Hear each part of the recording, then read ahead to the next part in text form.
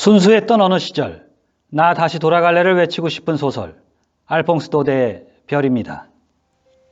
작가 알퐁스 도데는 큰 공장을 경영하는 집에서 태어났습니다. 하지만 두 차례나 불이 나서 6살 때 공장은 파산하고 맙니다.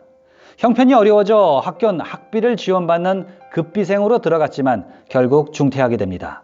아버지 친구의 도움으로 시골 중학교에 학생들 자습을 시키는 선생으로도 있었던 그는 파리로 이주한 후 시집 연인들로 문단 활동을 시작, 당대 최고의 권력자였던 모르니 공작의 비서로 일하면서 안정적인 생활을 바탕으로 문학에 전념하게 됩니다.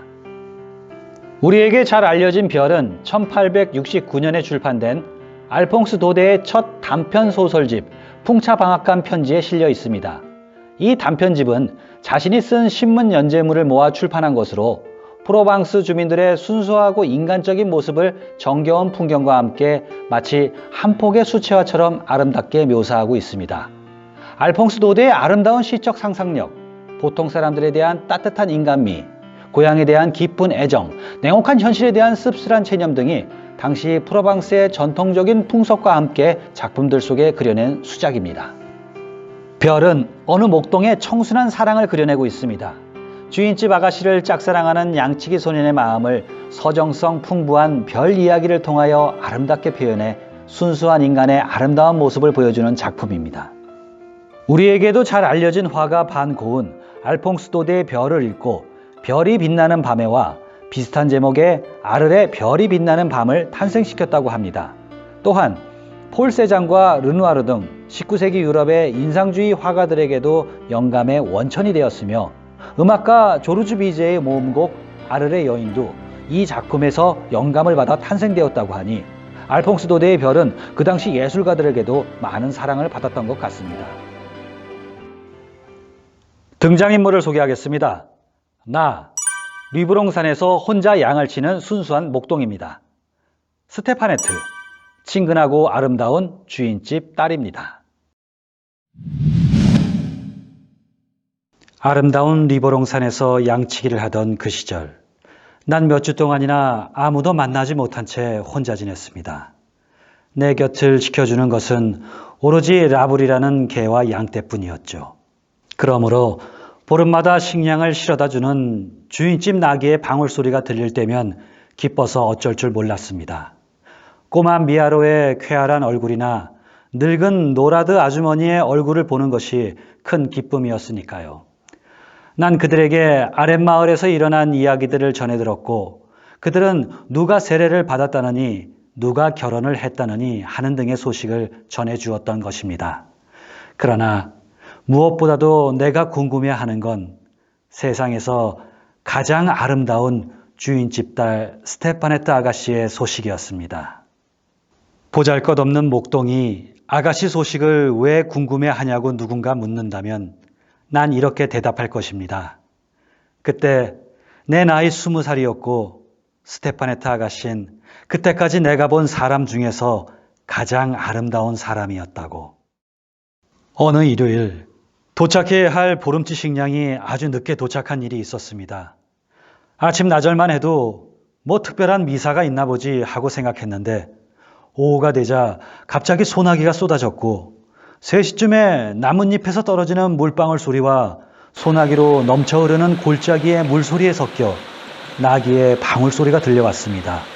마치 부활절에 울리는 종소리처럼 명랑하고 경쾌했습니다. 그런데 나귀를 몰고 온 것은 꼬마 미아로도 노라드 아주머니도 아니었습니다. 그것은 다름 아닌 스테파네트 아가씨였습니다. 보름치 식량 자루 사이에 반듯하게 앉아 이쪽을 향해 다가오는 스테파네트 아가씨.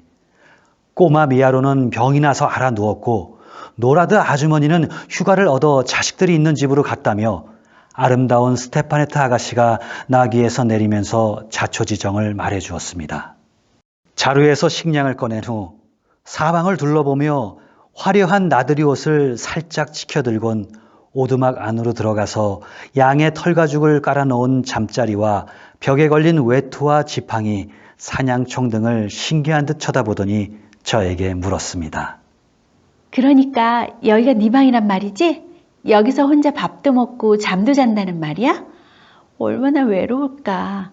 그래, 도대체 무슨 생각을 하면서 지내고 무슨 꿈을 꾸면서 잠이 드니? 아가씨 생각을 하면서요. 그렇게 대답하고 싶었습니다. 그러나 가슴이 두근거리고 얼굴이 빨개져서 한마디도 할 수 없었습니다. 심술꾸러기 아가씨는 짓궂게도 나를 더욱 난처하게 만들며 즐거워했습니다. 가끔 마음씨가 온 여자친구가 놀러 오니? 그 아가씨는 아마도 황금 염소 아니면 산봉우리를 뛰어다니는 사내 요정이 분명해. 잘 있어, 목동아. 안녕히 가세요, 아가씨. 아가씨는 빈 바구니를 나귀에 싣고 떠났습니다. 그녀가 산기슭 오솔길로 사라진 뒤에도 나귀 발굽이 돌멩이를 툭툭 치는 소리 하나하나가 내 심장 위에 떨어지는 것처럼 느껴졌습니다. 저녁이 되어 계곡에 어둠이 깔리기 시작하고 양떼가 울타리 안으로 들어가려고 음매 소리를 내며 서로 몸을 부대끼고 있을 때 언덕 아래서 누군가 날 부르는 소리가 들려왔습니다. 놀랍게도 스테파네트 아가씨가 나타났습니다. 명랑했던 표정의 아가씨는 옷이 흠뻑 젖은 채 추위와 무서움에 와들와들 떨고 있었습니다. 산을 내려간 아가씨는 소나기로 물이 불어있는 소르그 강을 건너려다 하마터면 물에 빠질 뻔한 것 같았습니다. 난처한 일이 아닐 수 없었습니다. 무엇보다 이미 어두운 밤이라 농장으로 돌아가는 것은 불가능했습니다. 지름길이 있기는 하지만 아가씨 혼자선 도저히 찾아갈 수 없을 테고 나도 양떼 곁을 떠날 수 없었기 때문이었습니다. 아가씨는 난처한 표정을 지었습니다. 산 위에서 밤을 지내면 가족이 걱정할 게 틀림없기 때문에 아가씨는 몹시 걱정했습니다. 난 아가씨를 안심시키려고 애썼습니다. 아가씨, 7월의 밤은 짧아요. 조금만 참으면 아침이 돼요. 나는 아가씨가 몸과 옷을 말릴 수 있도록 서둘러 불을 피웠습니다. 그런 다음 우유와 치즈를 아가씨 앞에 내놓았지만 불을 쬐려고도 음식을 먹으려고도 하지 않았습니다. 그녀의 두 눈에선 어느새 커다란 눈물방울이 흘러내렸고 그것을 보는 나도 그만 울고 싶었습니다. 그러는 사이 어느덧 밤이 찾아왔습니다. 산 위에는 어둠이 뿌옇게 어른거렸고 서쪽 하늘에만 햇빛이 조금 남아있을 뿐이었습니다. 난 아가씨를 오두막 안으로 안내했습니다. 그러곤 새 집단 위에 깨끗한 털가죽을 깔아놓고 편히 쉬라는 인사를 한 뒤 밖으로 나와 문 앞에 앉았습니다. 오두막 안에 한쪽 구석에 조용히 잠들어 있는 아가씨를 신기한 듯 바라보고 있는 양떼 바로 곁에서 주인집 아가씨가 내 보호를 받으며 마음 놓고 쉬고 있다는 생각을 하니 무척이나 흐뭇했습니다. 하늘이 이렇게 곱고 별이 이처럼 찬란하게 보인 적은 지금까지 한 번도 없었습니다. 바로 그 순간 문이 불쑥 열리더니 아름다운 스테파네트 아가씨가 걸어 나왔습니다. 아마도 아가씨는 낯선 곳에서 잠을 이룰 수가 없는 모양이었습니다. 양떼가 끊임없이 움직이면서 지푸라기를 부스럭거리고 매하고 울어대니 차라리 모닥불 곁에 있는 편이 낫겠다고 생각했을 겁니다. 난 이불 대신 내가 덮고 있던 양의 털가죽을 아가씨 어깨에 덮어주었습니다. 그리고 우린 말없이 나란히 앉아 있었습니다. 한 번이라도 밖에서 밤을 새운 적이 있다면 우리가 함께하는 이 시간이 얼마나 행복한지 알 것입니다. 고독과 정적 속에서 깨어나는 그 세계를.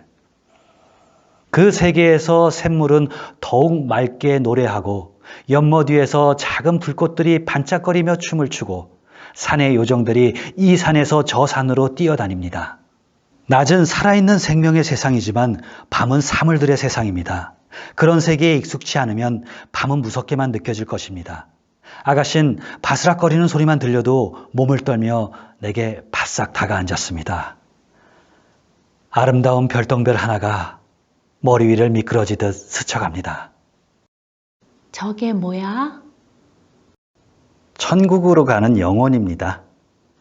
너희 같은 목동들은 요술장이라던데 정말인가 봐. 요술쟁이라니요, 아가씨. 하지만 우린 별과 가까이 살고 있기 때문에 산 아랫마을에 사는 사람들보단 별에 대해 많이 알고 있지요. 어머나 많기도 해라. 어쩌면 저렇게 아름다울까? 이렇게 많은 별은 본 적이 없어. 너는 저 별들의 이름을 아니?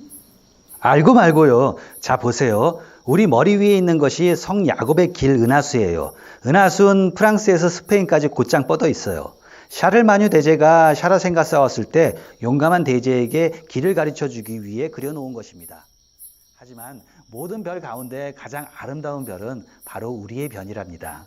새벽에 양떼를 몰고 나갈 때도 떠 있고 저녁에 양떼를 몰고 돌아올 때도 늘 우리를 비춰주니까요. 우리는 그 별을 마글론이라고 부르지요. 아름다운 마글론은 피에르 드 프로방스, 즉 토성을 따라가서 7년에 한 번씩 피에르와 결혼한답니다. 뭐라고? 별들도 결혼을 한다고? 물론이죠, 아가씨. 내가 결혼이 어떤 것인지 설명하려는 순간 무엇인가 싱그럽고 보드라운 것이 살며시 내 어깨에 와 닿는 것이 느껴졌습니다. 그것은 리본과 레이스로 장식된 곱슬곱슬한 아가씨의 머리였습니다. 머리를 어깨에 기댄 채 잠이 든 아가씨. 아가씨는 하늘이 밝아오고 별이 그 빛을 잃을 때까지 꼼짝도 않고 그대로 있었습니다. 그녀의 잠든 모습을 바라보는 난 이렇게 생각했습니다. 이 양떼같이 많은 별들 가운데 가장 가냘프고 빛나는 별 하나가 길을 잃고 내 어깨에 잠들어 있다. 저도 목동처럼 순수한 사랑을 해보았던 적이 있었던 것 같습니다. 그 사랑이 나를 기쁘게도 슬프게도 하였지만 돌아보면 뭐 나쁘지 않았던 것 같습니다. 아픈 건 그때로 돌아갈 수 없다는 것이죠. 이 마음이 말이죠. 가진 것 없고 촌스럽기만 했던 시절인데 한없이 그립습니다. 우리 안엔 죽을 때까지 좀처럼 자라지 않는 피터팬이 살고 있다고 합니다. 상처받고 상처 주는 삶이 부끄러워 지금은 숨어있는 나의 순수. 밤하늘의 별도 잘 보이지 않는 요즘 세상입니다. 그래도 오늘 그 피터팬과 함께 밤하늘의 별을 찾아봐야겠습니다. 다음 시간에 뵙겠습니다.